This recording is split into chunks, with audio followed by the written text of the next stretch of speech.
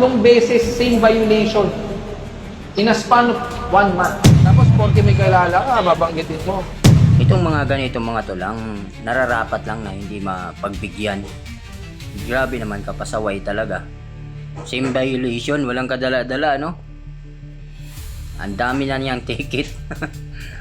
Dapat pagka ganyang nahuli ka ng isang beses, matuto ka na. Marunong ka madala. Ito kasi, meron daw kakilala no? Pinapatawagan pa niya. Meron pala siyang kakilala. Kaya ganyan. Hindi nga obra kay Sir Gabriel Go yung mga ganyang galawan nyo. Ito, panoorin natin yung video mga tol. Dami mo ng ticket paulit-ulit Pati nga yung mga ticket mo. Puro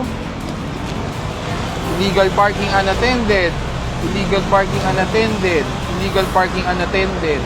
Palibasa, hindi po sa inyo nakapangalan ng kotse, kaya ayaw magbigay ng lisensya.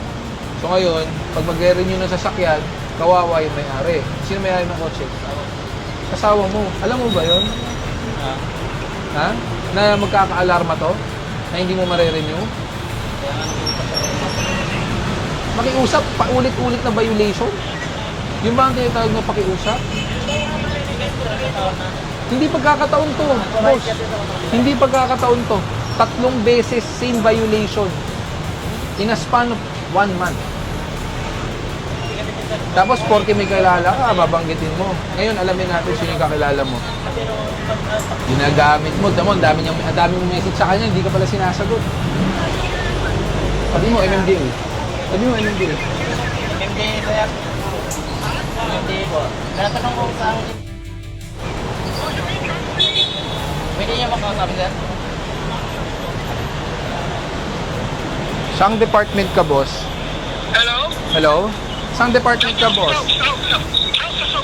Saan? Saan ka, boss? Si Gabriel Go.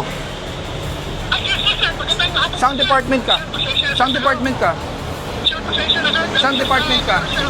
Saan? Tinatanong ko na kay direct. Pinapatanong ko kay saang office ka Tinawagan ko na siya. Ayan, pasensya na. Hindi ko tawag nila. Retired na po ako. Retired ka na. Retired na. Ginagamit ang opisina ng para lang makatakas sa illegal parking. Tapos, sinisindak yung enforcer, sasabihin, anong pangalan mo? Tatlo na po ticket niya since March, pare-pareho po, at ayaw magbigay ng lisensya pag tinitikitan. Ginagamit po ang pangalan nyo, pati ang